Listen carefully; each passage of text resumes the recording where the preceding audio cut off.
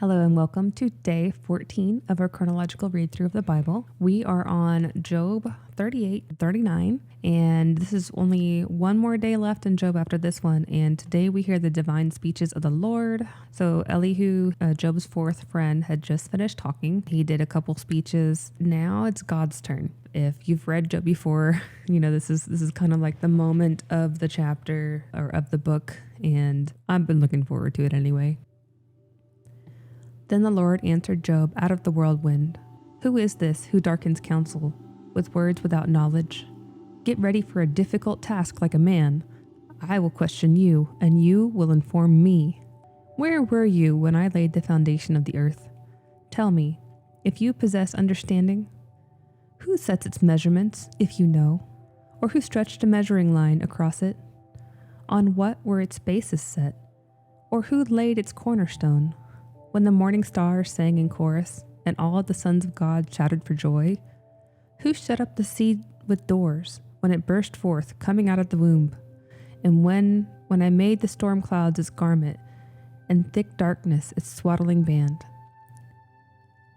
When I prescribed its limits, and set in place its bolts and doors? When I said, to here you may come, and no farther. Here your proud ways will be confined. Have you ever in your life commanded the morning, or made the dawn know its place, that it may seize the corners of the earth and shake the wicked out of it? The earth takes shape like clay under a seal. Its features are dyed like a garment. Then from the wicked the light is withheld, and the arm raised in violence is broken.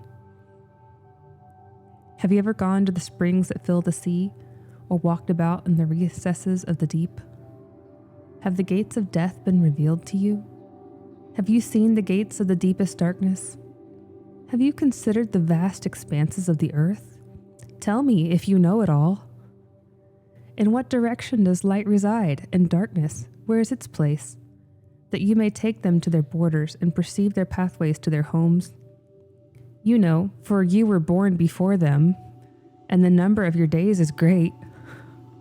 Have you entered the storehouse of the snow, or seen the armory of the hail, which I reserve for the time of trouble, for the day of war and battle? In what direction is lightning dispersed, or the east wind scattered over the earth? Who carves out a channel for the heavy rains, and a path for the rumble of thunder, and to cause it to rain on uninhabitable land, a desert where there are no human beings, to satisfy a devastated and desolate land, and to cause it to sprout with vegetation? Does the rain have a father, or who has fathered the drops of the dew? From whose womb does the ice emerge, and the frost from the sky? Who gives birth to it? When the waters become hard like stone, when the surface of the deep is frozen solid? Can you tie the bands of the Pleiades, or release the cords of Orion? Can you lead out the constellations in their seasons, or guide the bear with its cubs? Do you know the laws of the heavens, or can you set up their rule over the earth? Can you raise your voice to the clouds so that a flood of waters covers you? Can you send out lightning bolts as they go? Will they say to you, here we are? Who has put wisdom in the heart, or imparted understanding into the mind? Who by wisdom can count the clouds, and who can tip over the water jars of heaven? When the dust hardens into a mass, and the clumps of the earth stick together, do you hunt prey for the lioness, and satisfy the appetite of the lions, when they crouch in their dens, when they wait in ambush in the thicket? Who prepares prey for the raven, when its young cry out to God and wander about for lack of food? Are you acquainted with the way the mountain goats give birth? Do you watch as the wild deer give birth to their young? Do you count the months they must fulfill? And do you know the time they give birth? They crouch, they bear their young, they bring forth the offspring they have carried. Their young grow strong and grow up in the open. They go off and do not return to them. Who let the wild donkey go free? Who released the bonds of the donkey, to whom I appointed the steppe for its home, the salt waste as its dwelling place? It scorns the tumult in the town. It does not hear the shouts of a driver. It ranges the hills as its pasture and searches after every green plant. Is the wild ox willing to be your servant? Will it spend the night at your feeding trough? Can you bind the wild ox to a furrow with its rope? Will it till the valleys, following after you? Will you rely on it because of its strength is great? Will you commit your labor to it? Can you count on it to bring you in your grain and gather the grain to your threshing floor? The wings of the ostrich flap with joy, but are they the pinions and plumage of a stork? For she leaves her eggs on the ground and lets them be warmed on the soil. She forgets that a foot might crush them, or that a wild animal might trample them. She is harsh with her young, as if they were not hers. She is unconcerned about the uselessness of her labor. For God deprived her of wisdom, and did not impart understanding to her. But as soon as she springs up, she laughs at the horse and its rider. Do you give the horse its strength? Do you clothe its neck with a mane? Do you make it leap like a locust? Its proud neighing is terrifying. It paws the ground in the valley, exulting mightily. It goes out to meet the weapons. It laughs at fear and is not dismayed. It does not shy away from the sword. On it the quiver rattles, the lance and javelin flash. In excitement and impatient, it consumes the ground. It cannot stand still when the trumpet is blown. At the sound of the trumpet, it says, "Aha!" And from a distance, it catches the scent of battle, the thunderous shouting of commanders, and the battle cries. Is it by your understanding that the hawk soars and spreads its wings towards the south? Is it at your command that the eagle soars and builds its nest on high? It lives on a rock and spends the night there, on a rocky crag and fortress. From there it spots its prey. Its eyes gaze intently from a distance, and its young ones devour the blood, and where the dead carcasses are, there it is.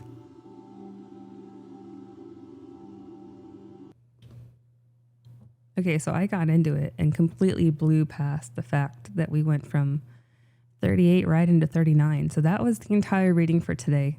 I thought it was feeling long. That makes sense why it was feeling long. It was two chapters. Now, I went through this ahead of time and kind of highlighted some things that I thought were interesting that I wanted to dig a little more into. This first one was the fact that the Lord answered Job out of the whirlwind. And we had just heard Elihu talk about a whirlwind that was coming, or God was coming in a whirlwind. I think if we were to do a study on this passage here, let's see, we'll go to passage guide. Still kind of figuring out how to navigate Logos. I'm pretty sure I highlight this and say study. There we go. Okay, so here's the translator note. The storm is not the one described by Elihu. In fact, the Lord ignores Elihu. The storm is a common accompaniment for the theophany. And the theophany is a visible appearance of God to humans. Okay, I also have the English Standard Version open here in case we wanted to look at that one directly, but then I also have my different translations open here. And so far they all say whirlwind except for the NIV, which is more thought for thought rather than word for word. Then the Lord spoke out to Job out of the storm.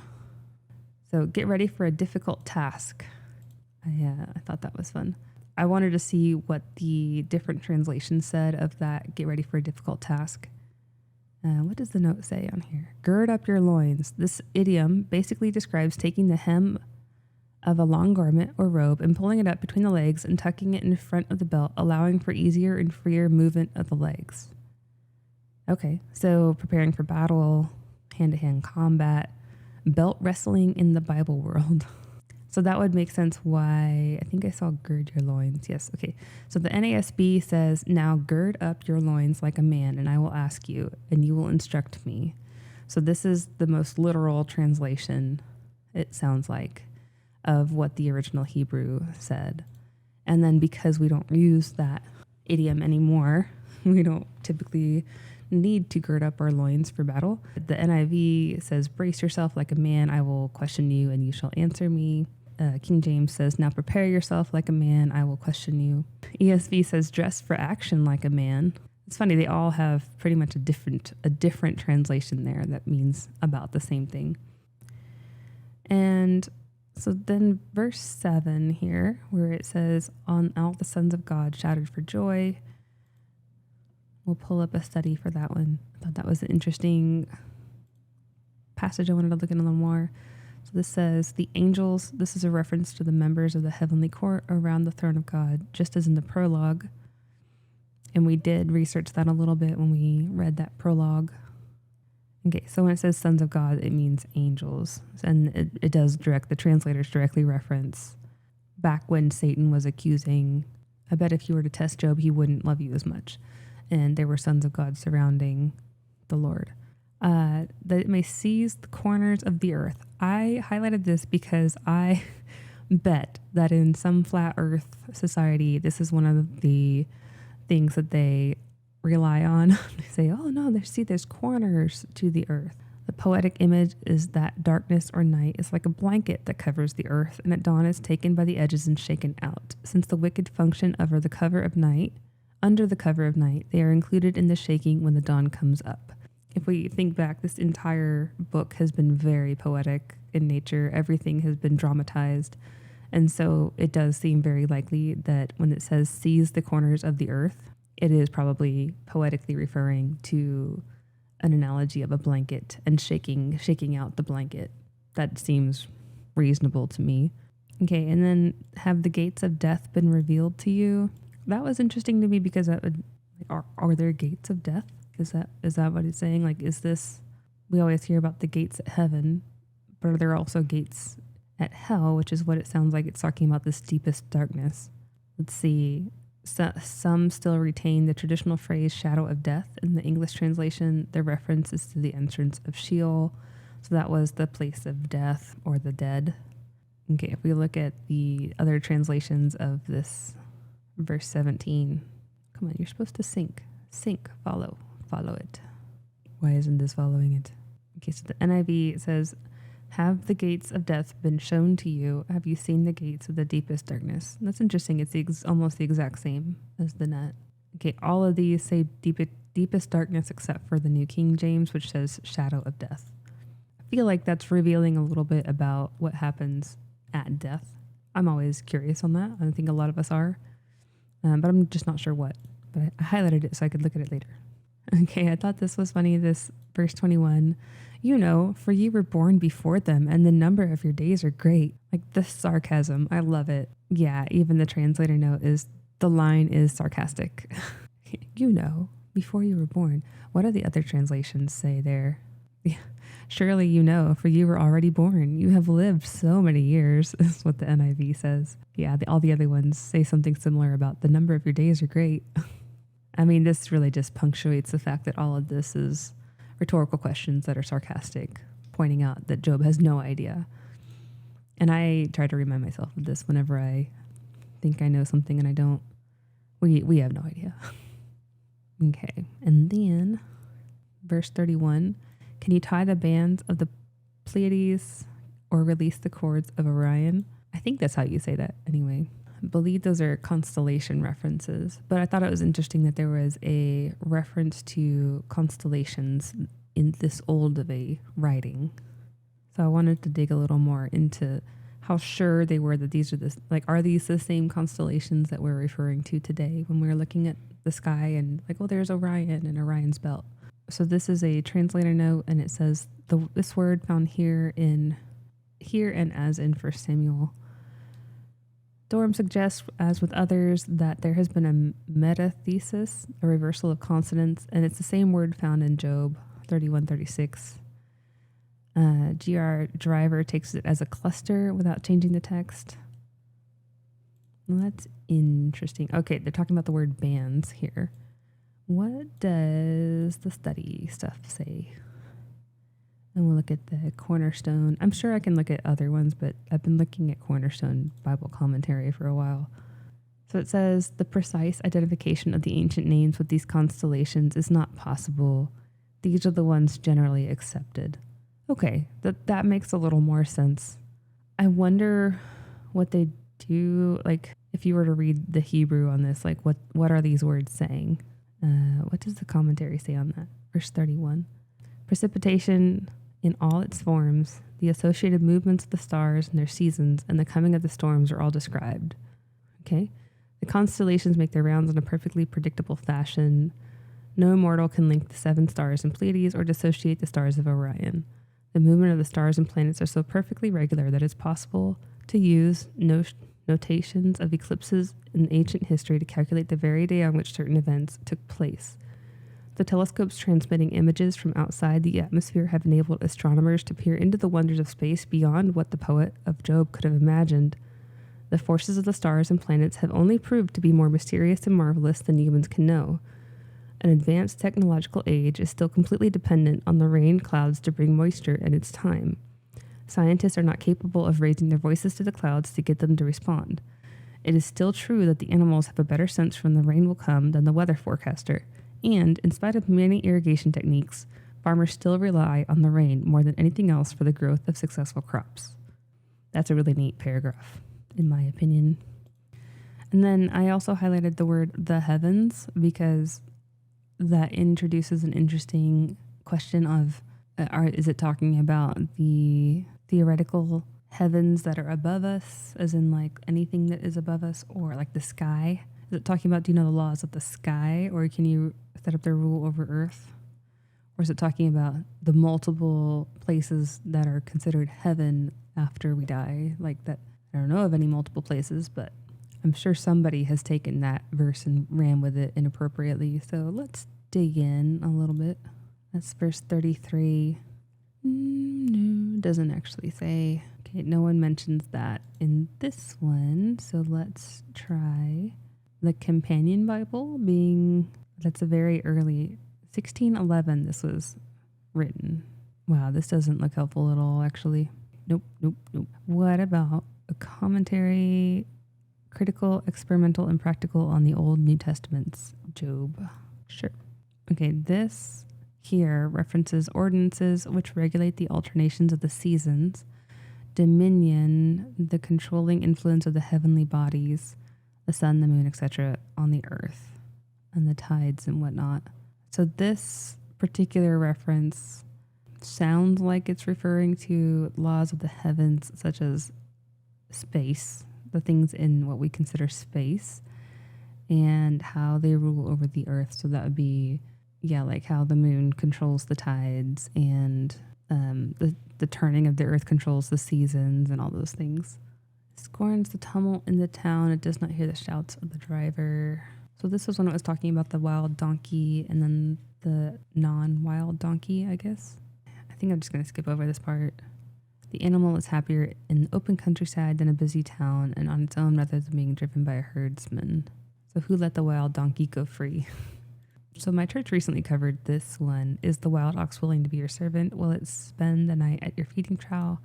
And they were using this as a reference to the ox that was at Jesus's birth feeding trough, since he was born in a manger, and saying, will it spend the night at your feeding trough, as a reference to all of this being planned ahead of time in one of the oldest books of the Bible, and that this was a precursor to what God was going to do with Jesus. I'm curious to see what other study Bibles and commentaries say about this. Not that I'm questioning my church. I like my church. Just curious.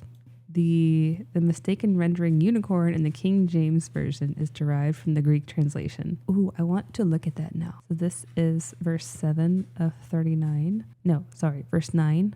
So apparently it's in the King James and not the New King James. I'm going to open up the King James then, if I can find it. Oh, it does say unicorn. Will the unicorn be willing to serve thee or abide by thy crib? I mean, calling it... Okay, so the NET is the only one that's calling it a feeding trough. Everyone else is calling it manger.